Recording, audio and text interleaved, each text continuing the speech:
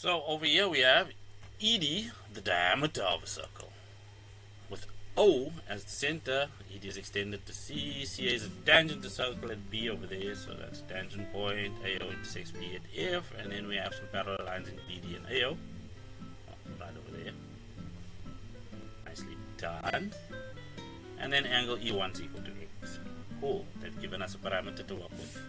So let's just see what we can mark off. Well, we have radius, radius, radius, and radius, because we have centers in our circles.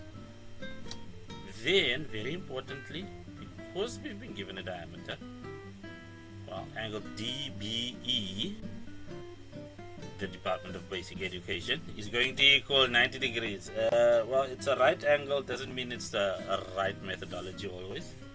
But let's hope. What else can we now extract from this? Well, given that we have a tan chord situation over here, BD being the subtending chord to X, that angle B4 over there is going to equal X because of that theorem, of course.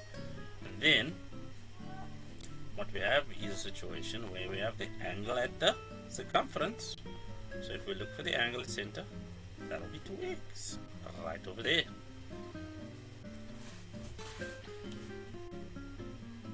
Well, then we have parallel lines we can take advantage of, giving us, well, A being an angle equal to x as well.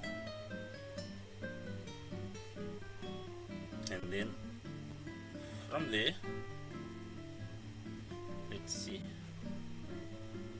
But what we're looking at always with this methodology is just to drag out the most obvious things for ourselves.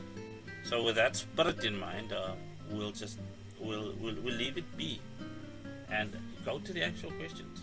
So remember, we had this angle equaling x, that angle equaling x. We had our radii, of course,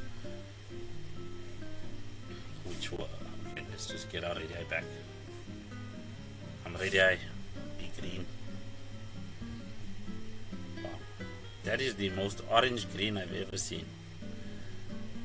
I will refuse to correct myself, just for a little while. And then of course, in actual green, we bring back our right angle. Why? Because that's an angle in a semicircle. Let's see what is actually required of us with respect to questions. Write down, with the reasons, 3 other angles equal to x. Well, of course we have B4 equal to x because tan chord over there. Then of course we had angle A being corresponding to angle B4, and then we need one more angle, of course. And we can't go with fields, but we have B2, well, because we have radii and we have equal angles opposite equal sides. If we have a look at some of our orange radii, talking about OB and OE over there, that gives us the third angle. So let's just go with that as quickly as possible. So angle B4 would then be equal to angle E, which is equal to x. That, of course, if we remember correctly, tan chord theorem, then we can state that angle A is equal to angle B4, which is of course also equal to x, and that would be because of them being corresponding angles. And then we have to quote the parallel lines, in this case being BD parallel to AO, of course. And then finally, B2 is equal to angle E.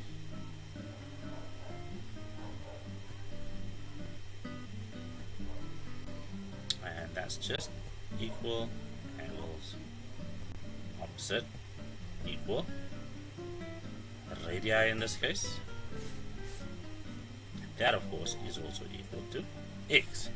That does for 8.2.1.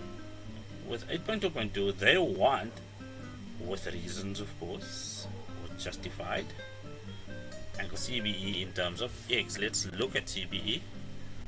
That's angle C, that's angle B, that's E. So in order to give them what they want over there, we need B3 in terms of x, because we already have B4 and B2. Those are equal to x. We need to know what the measure of this angle is with respect to x, and that is not such a far-fetched goal. So if we look at it, we also managed to determine angle O1 as 2x, because it's the angle at center with respect to angle E.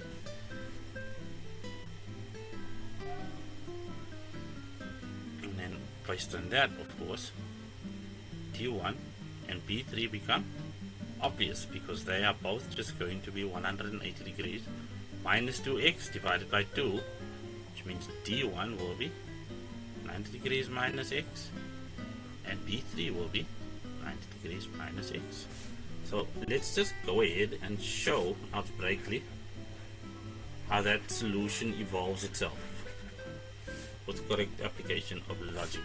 So first things first, we'll just say that angle O1 is equal to 2 times angle E, of course the angle at center equal to 2 times the angle at the circumference of any circle. So it's just going to be 2x. Then we can say that angle B3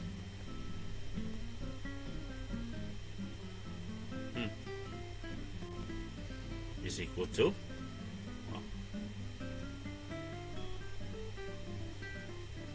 180 degrees minus 2x divided by 2.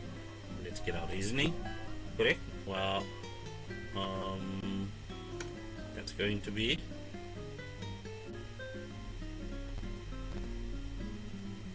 D1 equal to angle B3, because equal angles because it equal sides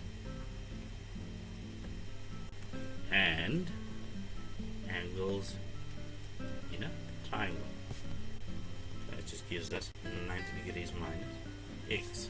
Or we could have stated that angle DBE is equal to 90 degrees angle in a semicircle, and then just take DBO or angle B3 as being 90 degrees minus x, because B2 is already proven as being equal to x. That will be a secondary method for the same goal over there. But now that we have angle B3 at 90 degrees minus x, we can say therefore angle CDE is just equal to the sum of B4, B3 and angle B2.